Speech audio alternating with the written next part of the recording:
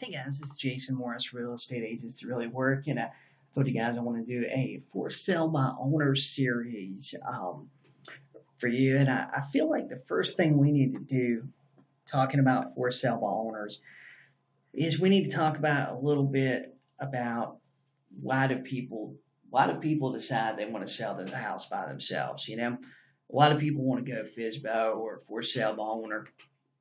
And this is probably the question most real estate agents they never really understand and they never really grasp. Why do people want to sell their homes themselves? Sometimes we think we know, but it's just not as simple as what it may seem. Sometimes they're telling us stuff that's just throwing up a smoke screen. People don't want to tell. Typically I find people just don't want to tell me no. They don't want to just say, "Hey, Jason, look, man, I just don't want to use a realtor right now."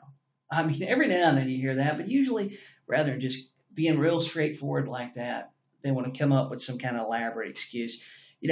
One thing to always keep in mind when you're talking to people who are thinking about doing for sale by owner is the average person you're dealing with as a realtor has probably never sold a home before.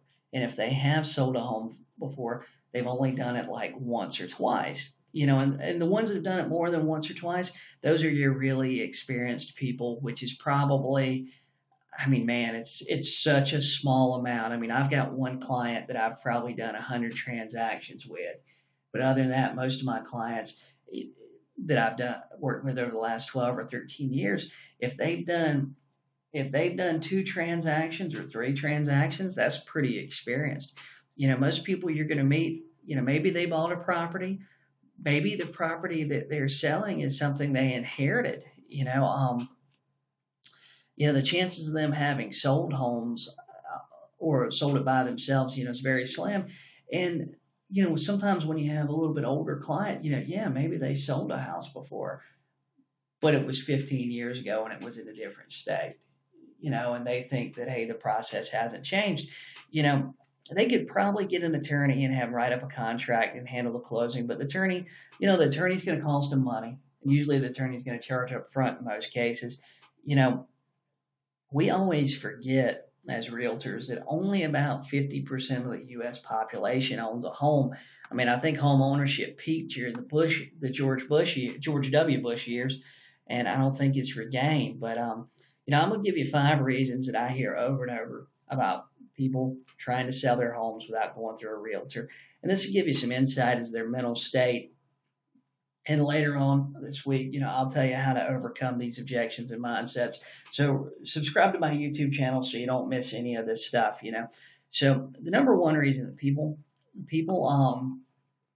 say they want to do for sale owners, they want to save money.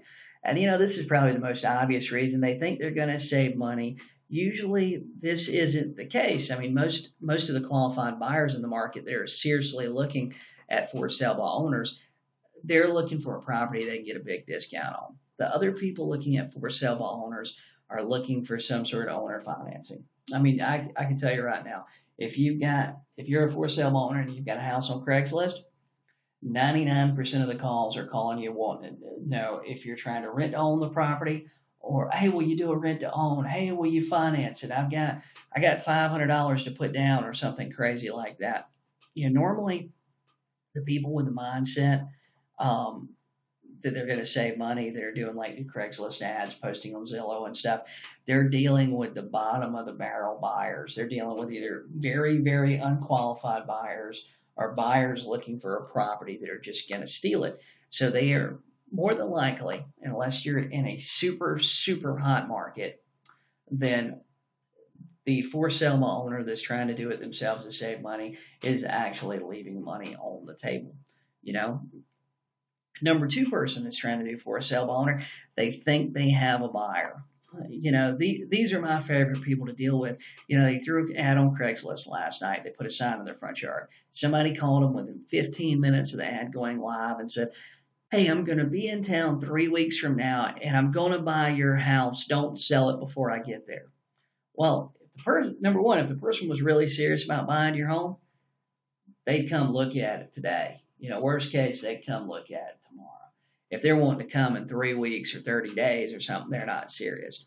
If the person ever shows up, the chances of buying it are slim. They're probably gonna, the seller's gonna be asking $100,000 for the property, and they're gonna ask them if they'll sell it for 50 and if they'll finance it, or chances are the buyer doesn't have any credit. But chances are this person that called them and said, "Hey, I'll be there in 3 weeks. Please don't sell the house." The person, 99 times out of 100, they're wasting everybody's time. I mean, they're just not. They're not going to do anything. If they ever show up, they don't have the money to buy it. They don't have the credit.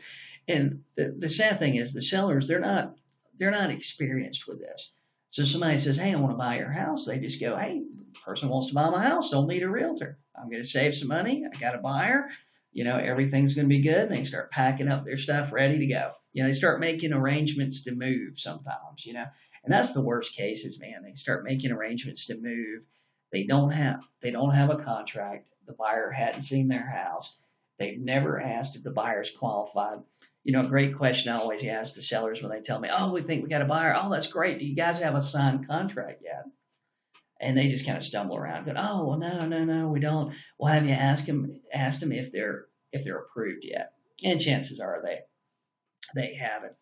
So number three, they have repairs that need to be done. And it's common that for sale owners, they have some kind of repair they think needs to be done before they can officially put it on the market. And sometimes it's an enormous repair. It might be a new roof, or it might be, a foundation problem, or like, who knows what. But sometimes it's just something cosmetic, like, hey, they need to paint a room. And these people, they really need a real estate agent, because we're professionals. We look at houses all the time. We can look and see what's on the market. We can see what they're competing against, because that's the most important thing in today's market. It's not what sold 6 months ago. It's what their home is competing with today. I mean, if they're competing with a house down the street that needs new carpet, new paint, needs, new roof, and their house just needs the living room painted because they got a few nail holes, that's a different ballgame. They can always offer some small credit. There's a good chance whoever's moving into their house is probably going to paint anyway. There's a decent chance that whoever moves in their house might be replacing the carpet, in the bedroom or whatever anyway. So, of course, it shows better, but you can always overcome those issues with a repair credit. So number four, they had a real estate agent before, and these are great too. These people, they had their home on the market before. They didn't get any showings and never got any calls back from the agent. Now, for whatever reason, their house has expired. They're putting a sign out front and putting a couple ads on some free classified sites, and they think they're going to outperform a real estate agent, or the real estate agent they had before. And, honestly, we're in a profession. A lot of times the bar is pretty low. I mean, there's a good chance they might be able to outperform that agent they had before. Because, I've seen agents that, man, I looked at one listing the other day. The picture of the house was sideways. All the pictures were dark. They didn't use a flash. They took the worst. They must have looked through all their pictures and picked out the worst ones to put on MLS. So there is a chance. Maybe they just, they just picked a bad agent before. They picked an agent without a plan. And that's why I always recommend that you have your pre-listing package, your pre-appointment package, and you send it. As soon as you make substantial contact and get their email address, you send that and you show people what you're doing, what you're going to do, and you show them that you have a plan. So number six, I know I told you I got five, but this is number six. They just don't know how working with an agent works. I see this one often in my market, especially like when I work a little bit outside of Myrtle Beach. I work in the little more rural areas. People, they've never sold a home, or they bought a home and they bought it through their grandma or their cousin or their family friend. They've never really sold a house before.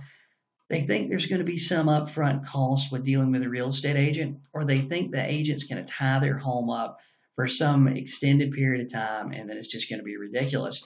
They think that if they change their mind and decide they're not going to sell it, that somehow or another they're locked in. And let's be honest. For most of us, I'll tell you this for me.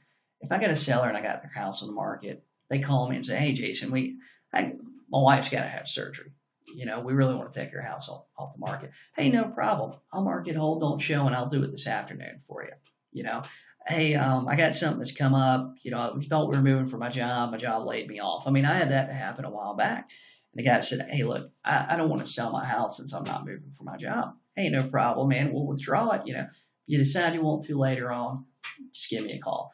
I mean, it's better to be like that lots of times than to be difficult with everybody and then that person agent and tell everybody in the world that, how bad of a person and agent you are. So, but they just don't know how working with an agent works. And that's what your net sheet does for you. That's what your pre-listing package does for you. And we're going to go over this a little bit further into this, into the week here. We're going to talk about what your sales process is, because that's what you need to do with these for sale owners. Hopefully this recording today is giving you some idea about why people are doing for sale owner. And these 5 or 6 reasons. These are the big reasons that you have out there. I mean, there's not a class that's teaching sellers new objections for you to fall into. This is the 5 or 6 objections I see the most. Anything outside of this, sometimes you're not looking at an objection, you're looking at a condition. Let's say like for us, for example, a few months ago we had Hurricane Matthew hit. I went to some listing appointments where, man, there was a tree laying over on the house still. I mean, we can't put a house on the market with a tree laying on the roof. We can't put a house on the market that's missing half the roof.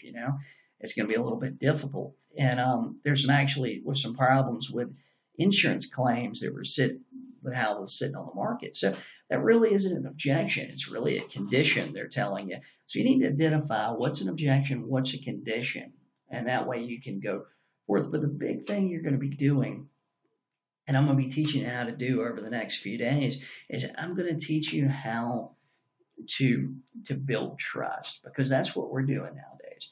All of the information is available. Lots of times you'll go to these for sale owners' houses. They'll know more about the market, know more about what's on the market than you do. Your job is to market their house, but your job is to build trust with them. So anyway, I hope you guys enjoyed this. Remember to subscribe to my YouTube video. I tell people, you need a big list to start calling, and you need a lot of leads. I always recommend RedX. I use it myself. RedX right now, their for sale owner plan is $30 a month.